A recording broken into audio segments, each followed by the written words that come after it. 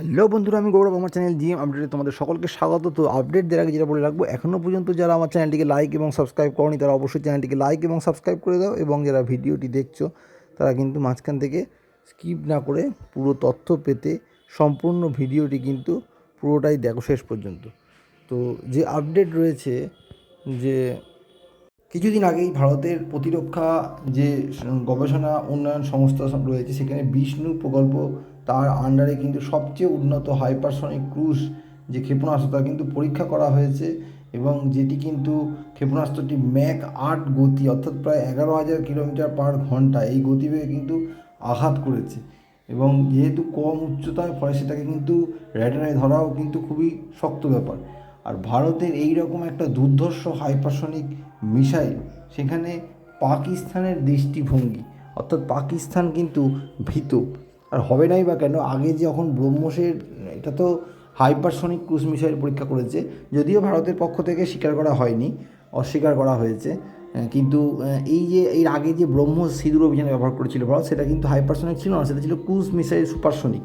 তাতেই যেরকম তাদের হাল বেহাল হয়েছে, একের পর এক কার্যত তাদের সামরিক ঘাঁটি, যে সামরিক যে পরিকাঠামো সেটা যে ভেঙে পড়েছিল, সেখানকার র্যাডার সিস্টেম যে কার্যত নষ্ট হয়েছিল, এবং সেই সমস্ত জিনিসগুলো কিন্তু তাদের মধ্যে একটা গভীর ক্ষত সৃষ্টি করেছে, যেখানে কিন্তু তাদেরকে যারা চেষ্টা করেছিল আমেরিকার বিমান বা চীনের যে সমস্ত র্যাডার সিস্টেম, সেগুলোও কিন্তু ভারতের বিরুদ্ধে তারা কাজে লাগাতে পারেনি, ব্যর্থ হয়েছে ভারতীয় হামলার সামনে।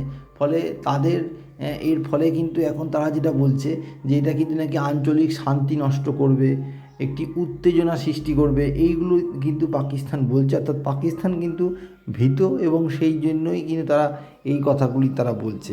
তারা যেটা বলতে চেষ্টা করছে, যে এর ফলে ভারতের এই রকম জিনিসপত্র পরীক্ষা নিরীক্ষার ফলে তার নাকি আঞ্চলিক স্থিতিশীলতা, একটা নাকি শক্তির যে ভারসাম্য, সেটা নাকি বিনষ্ট হবে, এবং যেখানে পরিস্থিতি ঠিকঠাক থাকবে সেখানে নাকি উত্তেজনা বৃদ্ধি করবে। অর্থাৎ শান্তিপূর্ণ সহাবস্থান থেকে না থেকে, সেখানে কিন্তু শান্তিপূর্ণ সহাবস্থান ঠিক মতো যদি বজায় না থাকে, উত্তেজনা বৃদ্ধি পেতে পারে, এরকম আর কি বিভিন্ন রকম পাকিস্তানের এটাই হচ্ছে দৃষ্টিভঙ্গি, এবং পাকিস্তানের পক্ষ থেকে বলা হচ্ছে।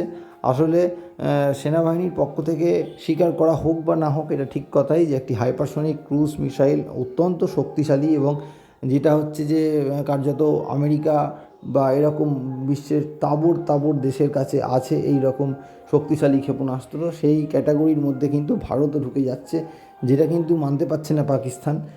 কারণ পাকিস্তানের আরও আশঙ্কা রয়েছে, কারণ ভারত কিন্তু বলেছিল অপারেশন সিঁদুর শেষ হয়নি, অর্থাৎ যদি কোনো জঙ্গি কার্যকলাপ হয়, ভারত কিন্তু ফের গিয়ে হামলা চালাতে পারে। আর সেইটাই কিন্তু পাকিস্তানের যে মাথা ব্যথার কারণ, তাদের যে দৃষ্টিভঙ্গি সেটা কিন্তু প্রকাশ পেয়ে যাচ্ছে তাদের কথাবার্তাতেই। ফলে তারা কিন্তু এখনও সেই আগের যে স্মৃতি, তারা এখনও সেই স্মৃতি ধরে বসে রয়েছে, এবং তাদের হয়তো এখনও সেই সিঁদুরের কথা ভাবলে ঘুম আসছে না। তাই জন্যে কিন্তু তারা এরকম নানান রকম উদ্ভট দাবি করছে, যে স্থিতিশীলতা বা শক্তির ভারসাম্য নষ্ট হবে। অর্থাৎ তারা খুবই আতঙ্কিত বলা যেতে পারে। তাদের এটাই হলো যে দৃষ্টিভঙ্গি, তাদের দিক থেকে বিচার করলে তারা কিন্তু পাকিস্তান ভারতের এই হাইপারসনিক মিসাইলের টেস্টের পরে কিন্তু তাদের দৃষ্টিভঙ্গি বলতে তারা খুবই আতঙ্কিত হয়ে পড়েছে, মুখে স্বীকার না করলেও বাস্তবে কিন্তু তারা খুবই আতঙ্কিত।